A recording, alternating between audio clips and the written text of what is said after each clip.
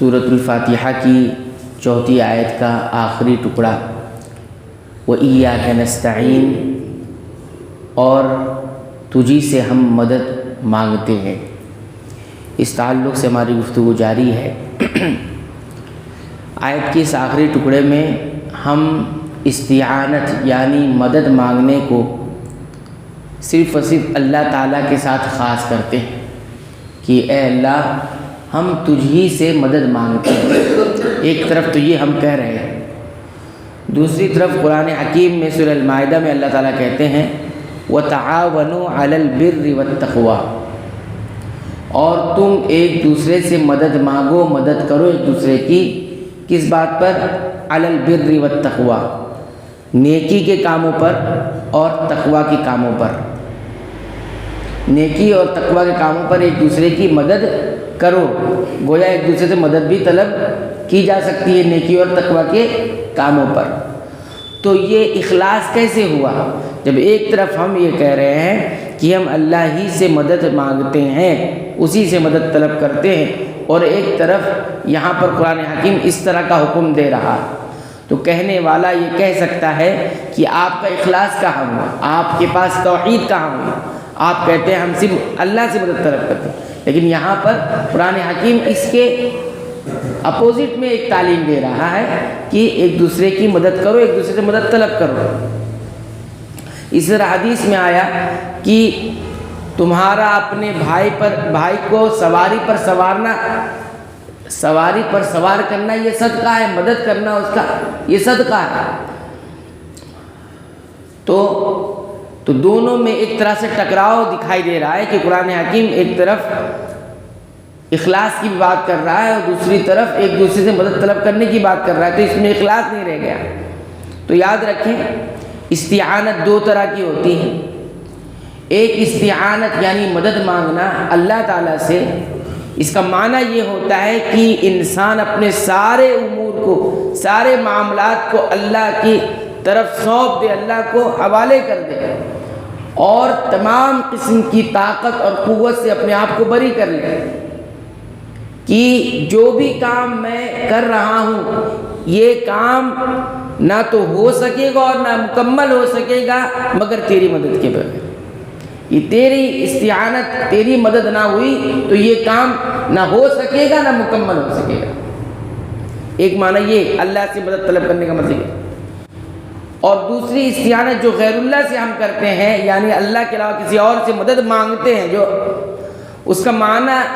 یہ استعانت نہیں ہوتا ہے جو ہم یہاں پہ لے رہے ہیں، بلکہ اس کا معنی مشارکت ہوتا ہے کہ ہم اپنے کسی کام کو مکمل کرنے کے لیے کسی اور کو بھی شریک کر رہے ہیں اس میں، یعنی خود اپنے پاس جتنی طاقت ہے اسی طاقت اس کام کو کرنے کے لیے لگا رہے ہیں، کسی اور کی بھی طاقت اس میں لگ جائے اور یہ کام مکمل ہو جائے، اس کا معنی یہ ہوتا ہے۔ جیسے عام طور پر ہم جو ہے دیکھتے ہیں ایک دوسرے سے ہم اپنے کاموں پر مدد مانگتے ہیں، کوئی چیز اٹھانا ہو تو کسی کہتے ہیں کہ آپ بھی ذرا ہاتھ لگائیے، تھوڑی مدد کیجئے، ہاں آپ سے مدد مانگ رہے ہیں، اس طرح کی بات ہوتی ہے۔ تو یاد رکھیں غیر اللہ سے جو ہم استعانت کریں گے تو اس کی دو قسم ہوگی، یعنی اللہ کے علاوہ کسی اور سے مدد طلب کر رہے ہیں تو دو قسم ہوگی۔ پہلی قسم یہ ہے کہ جس سے مدد طلب کی جا رہی ہے وہ زندہ ہو، نمبر ایک، اور جس چیز پر مدد طلب کی جا رہی، مدد مانگی جا رہی، اس پر وہ قدرت رکھتا ہو کہ ہاں مدد کر سکتا ہے، تب تو یہ جائز اور درست ہے۔ بہتر اس میں یہ بھی ہے کہ انسان بچے، مدد طلب کرنے سے، مدد مانگنے سے بچے، لیکن اگر کرتا ہے تو کوئی حرج کی بات نہیں ہے کہ سامنے والا زندہ ہو اور مدد کرنے پر جو ہے قادر ہو، قدرت رکھتا ہو، تب تو ٹھیک ہے، جائز ہوگا، درست ہوگا۔ لیکن جس سے مدد طلب کی جا رہی ہے وہ زندہ نہیں ہے اور نہ ہی وہ اس چیز پر قادر ہے یعنی قدرت رکھتا ہے کہ وہ مدد کر سکے، پھر انسان اس سے مدد طلب کرے تو یہ استعانت شرک ہوگی، حرام ہوگی، جائز و درست نہیں ہوگی۔ جیسے کوئی انسان کسی مردہ انسان کے پاس جو دنیا سے جا چکا، انتقال کر گیا، وفات ہو گئی اس کی، اور اس کے پاس جا کے اپنی مراد رکھے اور اپنی ضروریات رکھے اور اس سے کہے کہ ہماری مدد کرو، جیسا کہ آج کل قبروں پر جا کر اور وہاں جا کر اسی طرح مدد مانگی جاتی ہے جس طرح سے اللہ سے مدد مانگی، اب اس سے اولاد مانگی جا رہی ہے، حالانکہ اولاد کا دینا یہ کس کی خاصیت ہے، یہ کس کی صفت ہے؟ رب العالمین کی صفت ہے۔ اللہ تعالیٰ نے ہر طرح کی استعانت یعنی اس طرح کی چیزوں میں اپنے ساتھ یَہَبُ لِمَن یَشَاءُ اِنَاثًا، اللہ جسے چاہتا ہے اناث یعنی لڑکیاں عطا کرتا ہے، بیٹیاں عطا کرتا ہے، وَيَهَبُ لِمَن يَشَاءُ الذُّكُورَ جسے چاہتا ہے لڑکے عطا کرتا ہے۔ اللہ کی طرف کی نسبت ہے، بیٹیاں دینے والا بھی اللہ تعالیٰ، بیٹے دینے والا بھی اللہ تعالیٰ۔ وَيَهَبُ لِمَن يَشَاءُ إِنَاثًا أَوْ يُزَوِّجُهُمْ ذُكْرَانًا وَإِنَاثًا، اور جسے چاہتا ہے بیٹے اور بیٹیاں دونوں عطا کرتا ہے۔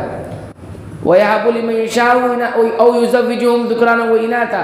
اور اس کے بعد وَيَجْعَلُ مَن يَشَاءُ عَقِيمًا، اور جسے چاہتا ہے بے اولاد رکھتا ہے۔ تو یہاں پر چاروں قسم کی بات جو تھی وہ اللہ تعالیٰ نے اپنے لیے ذکر کیا۔ اب کوئی کسی غیر اللہ کے لیے جا کر جو کہ زندہ بھی نہیں ہے اور اولاد دینے پر تو قادر بھی نہیں ہے، اور وہاں جا کے انسان اس طرح کی بات کہے، اپنی ضروریات رکھ کر مدد طلب کرے، تو یہ استعانت بغیر اللہ جو ہوتی ہے یہ شرک کہلاتی ہے، حرام کہلاتی ہے، ناجائز کہلاتی ہے۔ تو ہم جو استعانت ایاک نعبد میں کہتے ہیں، وہ ایاک نستعین میں کہتے ہیں کہ ہم تجھی سے مدد مانگتے ہیں، اس کا معنی یہ ہوتا ہے کہ ہم نے اپنے سارے امور اللہ تجھے حوالے کیے، جو ہم جو کام کر سکتے تھے اس میں جو طاقت عطا کیے اس نے تجھی نے وہ طاقت عطا کی اور تجھی سے وہ مکمل ہو رہا ہے، ٹھیک ہے۔ اور جس سے ہم مدد مانگ رہے ہیں، دنیاوی اعتبار سے اسباب اختیار کر رہے ہیں، اس کے پاس بھی جو طاقت ہے وہ تجھی نے دی ہے۔ لیکن یاد رکھیے یہ دونوں فرق، زندہ ہو اور قدرت رکھتا ہو اللہ کی خاصیت نہ ہو، اللہ کی صفت نہ ہو۔ نہیں تو کوئی یہ بھی کہہ سکتا ہے نا کہ اللہ تعالیٰ نے مرنے کے بعد ان کو وہ طاقت دی ہے اس لیے ہم ان سے مانگ رہے ہیں۔ کوئی یہ کہہ سکتا ہے نا کہ مرنے کے بعد جو زندہ نہیں ہے یا معاذر نہیں ہے، موجود نہیں ہے اور اس سے مدد مانگ رہے ہیں، تو اللہ تعالیٰ نے اس کو دی ہے، وہ غائب ہو کر بھی مدد کر سکتا ہے اور دنیا سے جا کر بھی مدد کر سکتا ہے۔ کوئی ایسا کہہ دے تو کہ اللہ نے اس کو دیا ہے پاور، تو یاد رکھیں یہ کہنا درست نہیں ہوگا، اس لیے کہ اللہ تعالیٰ نے اپنی صفت میں کسی کو شریک، یہ اللہ کی خاصیت ہے کہ وہ کہیں سے بھی مدد کر سکتا ہے، غیبی اعتبار سے بھی مدد کر سکتا ہے، یہ اللہ کی خاصیت۔ جو چیزیں اللہ کے ساتھ خاص ہیں وہ اللہ ہی کی صفت ہے، وہ کسی اور کو ہم دے نہیں سکتی۔ تو یہ عقیدے کا مسئلہ تھا، اس میں کسی قسم کی کوئی ہمارے اندر کسی قسم کا کوئی شبہ نہیں رہنا چاہیے۔ اللہ تعالیٰ سے دعا ہے کہ رب العالمین تو ہمیں قرآن حکیم کی پابندی سے تلاوت کی توفیق عطا فرما، اس کے معانی پر غور کرنے کی توفیق عطا فرما، ساتھ ہی ساتھ قرآن حکیم کے مطابق اپنے عقیدہ، ایمان اور اعمال کی اصلاح کی توفیق عطا فرما، آمین۔